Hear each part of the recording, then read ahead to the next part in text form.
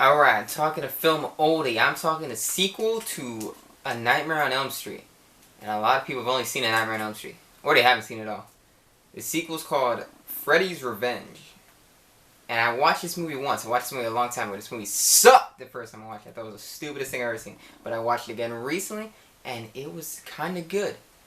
And what I had to do was I had to take a moment to realize that these movies are not, trying to be great. They're trying to be kind of B-rate, campy, horror fun. So that's what this movie was kind of trying to do while trying to be a horror movie at the same time. Now, further down the franchise, it gets super stupid. Campy ridiculousness. Freddy has freaking little baby arms crawling out of his head, holding him back. He turns into a giant worm. The way you defeat Freddy is ridiculous. Every freaking movie. But in this one, Freddy's Revenge, you got some stupid kid whose name I don't remember. I think his name is Jesse. You got a director who's trying to give this homosexual feel the entire movie by filming every guy shirtless and sweating all the time. But he moves into Nancy's old house, and now he's screwed because he finds a diary, finds about Freddy, some girlfriend that looks like a young Meryl Streep is with him. She doesn't believe him. And now this whole film takes place with him getting tortured by Freddy. But Freddy's trying to turn him into a serial killer. Freddy's trying to get him to kill for him.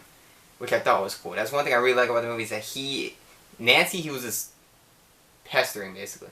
He was scaring her, he was haunting her, and killing everyone around her. In this movie, he's trying to get this guy to kill for him. This freaking idiot kid who was sweaty and angry. So this movie went a different way with the story. It didn't achieve the set piece, the cool nightmare realm that they created in the last one, where it's all foggy and blue all the time, and you see the light beams going through the fog. But it's still close to that. You could mostly tell when he's having a nightmare. And they have some good kills. He takes the gay coach that you find out is like gay and into leather and put it on this thing. This director reminded me of Joel Schumacher, showing bat penises and bat nipples. It's all good, whatever. But he killed him in a cool way. He kills a bunch of people in cool ways. Freddy has a scene where he goes to a party, and it was amazing.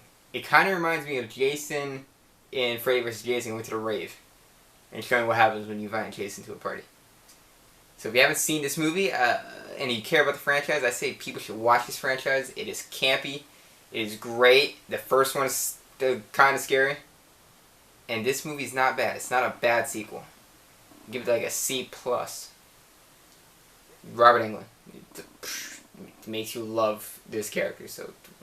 And these are movies that don't waste too much time with these stupid human beings like Transformers does. Watch it.